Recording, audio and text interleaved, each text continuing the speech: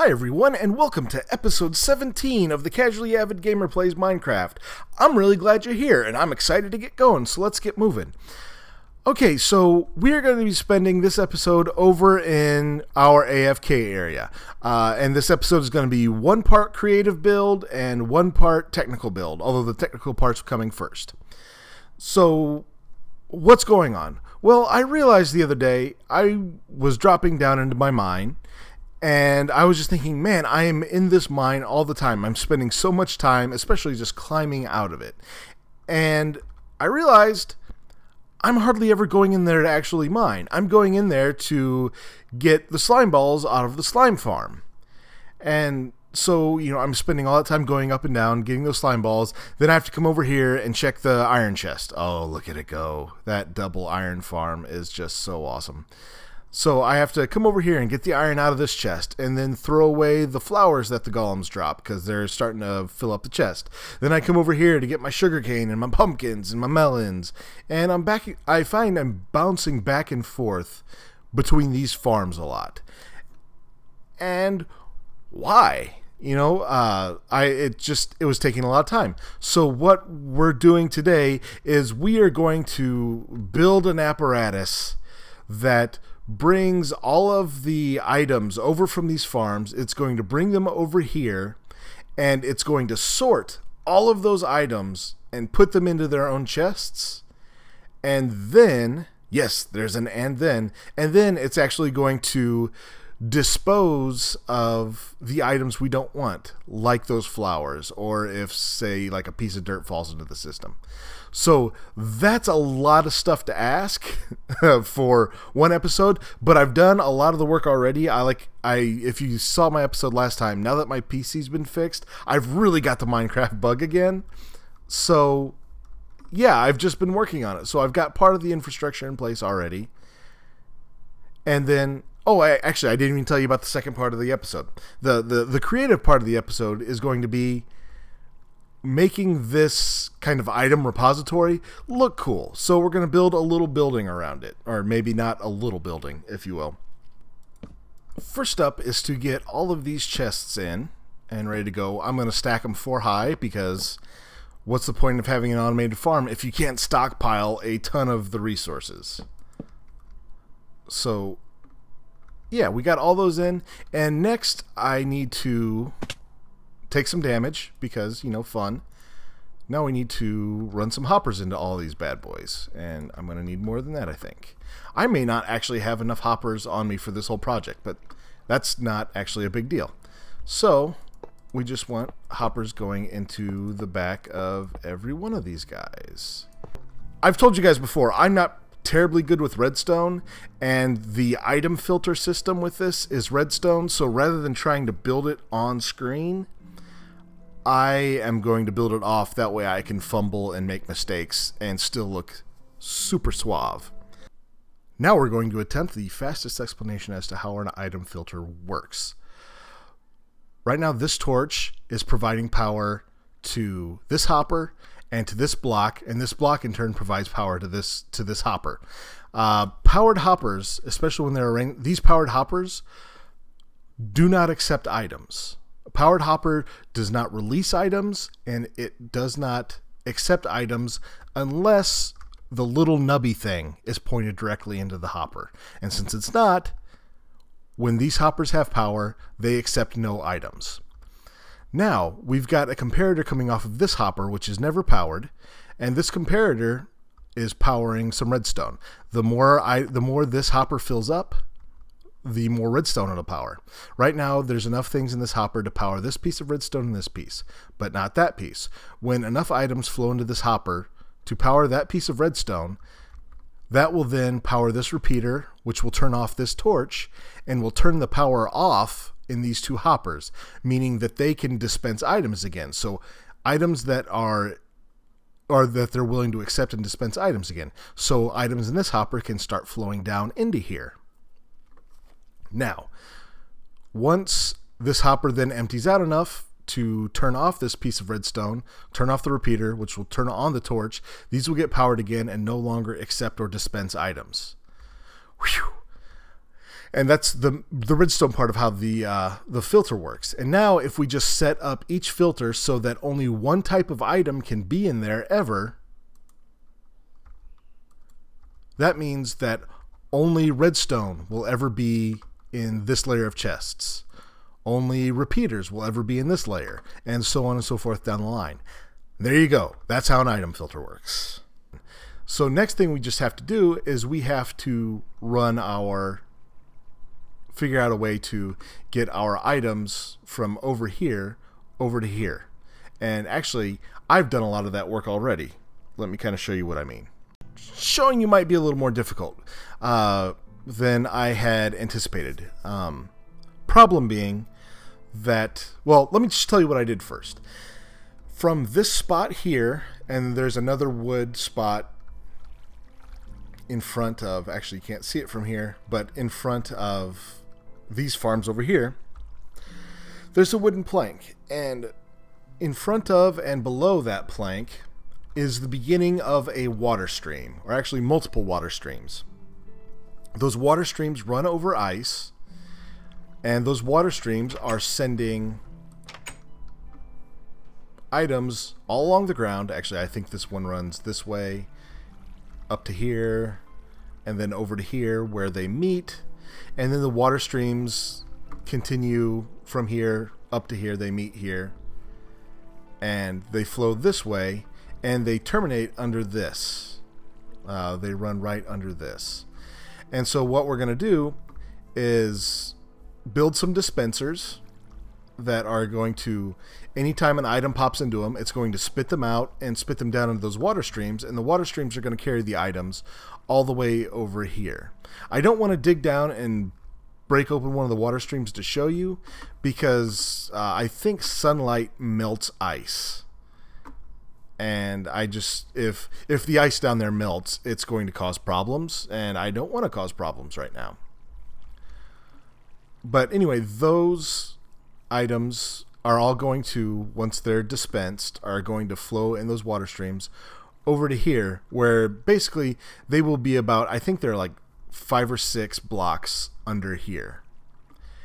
And then we have to raise them up to the level of this hopper. How we're going to do that is we are going to take advantage over, I guess it's kind of a glitch in the game, and I'm actually going to demonstrate that glitch not here, but in my testing world. I've been going a little long on the technical explanations, and I want to leave time so that we can do the creative portion, so I'm going to get through this explanation really quick, but I think it's worth explaining. So we've got a water stream here running over ice, and that runs into a 3x3 pillar that can go up as high as you like, and the first block inside that 3x3 pillar has to be a fence post next to blocks that it won't connect to. So glass, you see how the fence post doesn't connect. Then behind it, in the very center block of the 3x3 area, is another fence post that does connect. And under this first fence block, there is also ice. And then what's going to happen is when items come in, they will slide in, and their momentum will continue to take them in to the center of the pillar, even though technically it shouldn't. And then what'll happen, I think it takes advantage of the way an entity will rise through a block when a block is placed on it. Basically, all the items that go in there will rise up through the pillar and end up at the top. So if we just take, let's see here. Oh, I keep picking them up, but there we go. So it's spitting them up, and you can see them all appearing up here. It's a really neat mechanic, and it is far quieter and far cheaper than doing like a redstone item elevator with like droppers and repeaters and whatnot. And as you can see, when I picked up the glass, it took me back up to 64 total, so we didn't lose anything either. So that's really important. Anyway, back to it. All right, just want to show you guys how we're going to be disposing of the items we don't want. We've got a dispenser here, and we're going to place directly under it. It's poised to shoot down, and directly under it we're going to place a cactus. What happens when an entity like that piece of steak or a broken block or whatever, when it hits a cactus, it disappears. Cacti are the great destroyers. So if we throw a piece of steak on here, it's gone. So anything we don't want is going to go into this dispenser, and it's going to spit out and land on the cactus and be disposed of. And one thing I also wanted to mention, just for clarity's sake, the blocks that the items have to flow through to make it up only have to be solid. They can be transparent, they can be whatever, but they do have to be solid. So they can't like be like hoppers would cause trouble, or if there was like a water source block there, it would also cause trouble. Certainly lava would just destroy anything that tried to pass through it. All right, we've got our pillar up and our hoppers connected. This line of hoppers now extends over to here, and if you squint, you can see the hopper in there. And this is just a source block of water. All of the items will be floating up right to here, and this water should just push them right over this hopper, which will funnel them right into our item sorter. So that's good. This is working well. I'm super excited. Now the next thing to do is set up the item dispensers so that so that all of these farms will dispense their drops into those water streams. And I'm actually going to go take a crack at that there. I'm also probably not going to record doing it just because, like I said, I'm using ice. You have to use ice under those water streams down there. And the problem with that is sunlight melts it. And so I have to be really careful and build like dirt embankments around it, and it's just going to kind of be ugly and silly. So I'll just come back to you with the finished product. Okay, he is not allowed to blow up my stuff. I've been working too hard on this. We are just about done, and I've gotten all of the rapid fire dispensers installed that we need. This one is to dispose of the red poppy flowers that will be coming over from our iron farm, and then there are a couple of other dispensers, one right there and one over by the iron farm, that actually spits out the items from those farms into our water streams. Oh, and before I do, I just kind of want to show you guys that the entire system is functioning right. We should have had 19 in here from when we had filled our filter the first time, and we're up to 51 already just in the span of time that I've been working on it. And melons are the slowest kind of spawning things in my farms. If you look, or that's the melon one again. We've got a ton of sugarcane, and we've gotten a bunch of iron. So this is working great, and we don't have poppies anywhere in the system, and that's also great. So it's working. Now we just got to make it pleasing to the eye. Like with all of my builds, I'm starting with a simple and probably very ugly concept, and then I'm just going to add more detail to it. More textures, more depth, whatever kind of comes to mind. So my concept for this particular building is I want to start with just a box of regular diorite. Mostly because my storage facility, like the space I have set aside for diorite and granite, I've been watching too many British YouTubers. Diorite and granite. Wow! I can talk British English better than I can talk American English. Right. As I was saying, I'm going to start, my storage area is getting full of diorite and granite. There we go. Perfect. And so my concept for this is a diorite box was my starting concept. And then immediately in my head, I started adding to the redesign. And I'm going to edge it with these blocks of polished diorite. So actually, I'll put some regular diorite in my hotbar so I can kind of show you the difference. So as you see, the polished diorite looks a little different. It's a little lighter, or slightly lighter, a little shinier, if you will, or at least it's designed to look that way.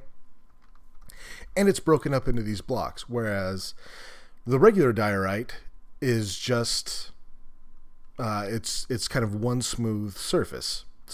Here is your basic diorite box. Well, not quite basic. We added the polished diorite around the edges, and that's, that looks okay. But as you know, you start with something basic and you just keep adding cool stuff to it, and then stop at some point, and you'll end up with a pretty cool looking build. At least I think. I think that's worked really well for our monastery. So there's still some work to be done on the outside, and then it's going to be a pain, but I really have to sort out the floor in here because I do not want it to be grass. I've got the floor squared away in here, and I'm liking how it turns out. I don't like this transition directly into grass. I'm going to have to do something with that. But on the inside, the floor is pretty much in and done. I worked in some polished granite because I just like the way the color of the diorite and the granite work together. And it's kind of a change from the stone brick and oak and dark oak over in the monastery. So it was nice to work with something a little different. But I like it. Worked just a little design of the floor, nothing big. I think I'm probably going to put some kind of crafting station here, and then maybe an ender chest over here to sort of balance the whole thing out. And I want to work into some kind of lighting. The footage I took of me finishing out the building has seemed to have all just been corrupted, which, you know what, that's okay, because I think we're probably running a little long on time because we did a ton in today's episode. Let's get a little closer and take a look. Yeah, it's not super fancy, it's not super crazy. One of the challenges of working with the granite and the diorite and the andesite are that they only come in whole blocks, so you can't kind of merge things gradually. There's no stairs, there's no half slabs, so it's all very chunky. But this still really looks good. I like how the granite looks with the diorite. I like how the dark oak log border we put around, I like how that works with the diorite. It's diorite. So yeah, let's just take a little spin around. I probably overdid it a little bit with the glowstone, but like I said, I like this building, and A, I don't want creepers blowing it up, so I want to keep it lit up, and B, I'd like to see it at night. The whole reason we built this is to have something a little more pretty to look at when I'm in the AFK area. But anyway, you know what? So, I added this border. We added the little this little walkway around it, and when we go inside, we've got an ender chest, and down here we've got a crafting bench with some recessed lighting back there, so keeping this inside nice and safe. And our farms are just running a treat.